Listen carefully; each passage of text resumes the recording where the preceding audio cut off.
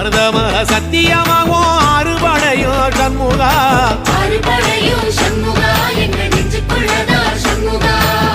தங்கரதம் ஏறி வந்து நீ எட்டி பாறையா சண்முகா